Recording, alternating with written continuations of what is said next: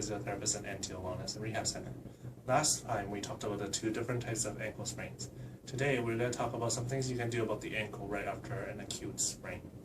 So you probably heard of the R.I.C.E principle. So the R.I.C.E principle stands for rest, ice, compression, and elevation.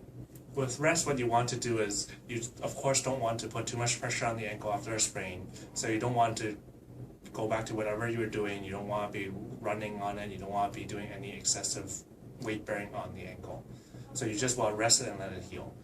Ice stands for, of course, like you say, ice. What ice helps to do is it helps to decrease the inflammation and swelling at the joint.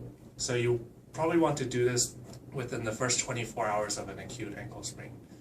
Now, with C, it stands for compression. So what compression helps to do is, what you can do at home is, if you have a tensor, what you can do is you can just put your ankle up and wrap it around the ankle.